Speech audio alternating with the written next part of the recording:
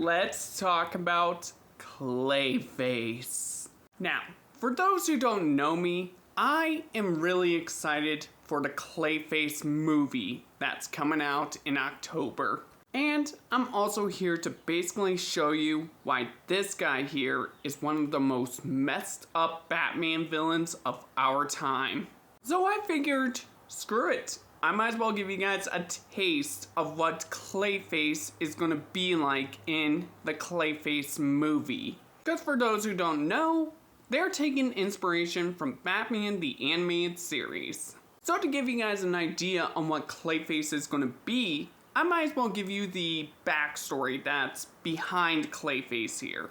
And that's mostly because Clayface here has a little bit of a weird backstory to him.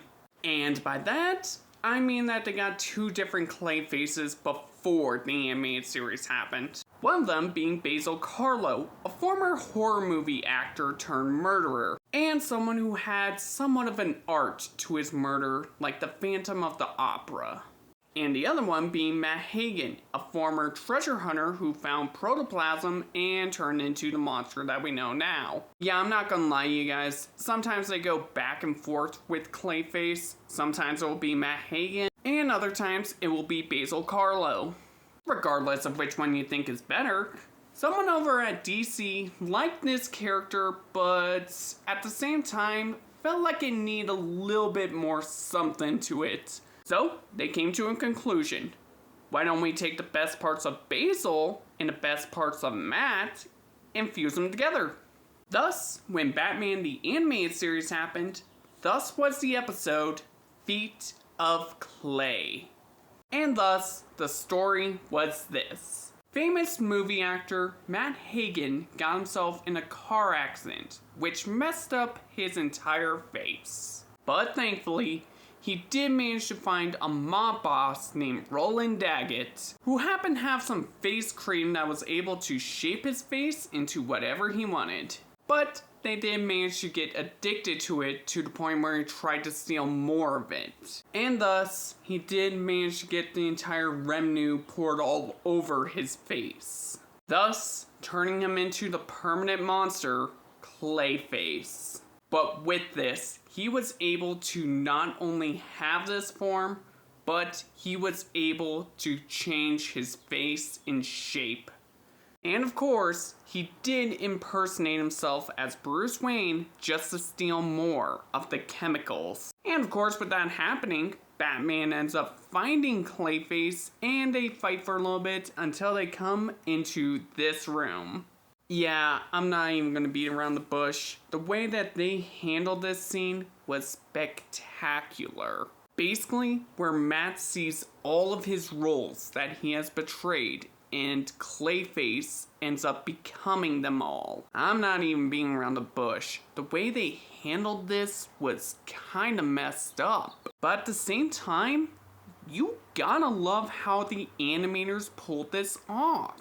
And if you're wondering why this animation looks so beautiful, look no further than TMS Entertainment. Yeah, I'm not even joking there. The same people that did Akira also worked on Clayface. So, that's just really cool in general. And of course, Batman does end up beating Clayface here. But he does end up escaping in one of the most interesting twists that I've ever seen in the entire series. Kind of to the point where I'm not spoiling it, and you guys gotta look for it yourself. And that's basically the premise of what they're going to be working off of with Clayface here. So we got a messed up backstory by someone who's been screwed over in life, becomes a horror movie monster basically, and of course, Matt Hagen is going to be doing this in a hard R horror movie that DC is working on. Yeah, I forgot to mention this, but this is going to be a hard R horror movie about Clayface. The same guy that I was talking about this entire video. And yes, he does sound really interesting when it comes to this episode. but I feel like there's that little push that's really going to be putting him on the map when it comes to Batman. Maybe Ron Perlman? That's right, people. Ron Perlman, of all people, was voicing this guy. And that's always a chef's kiss there. From the original Teen Titans to Hellboy to the Sons of Anarchy, how can you not make Ron Perlman sound awesome?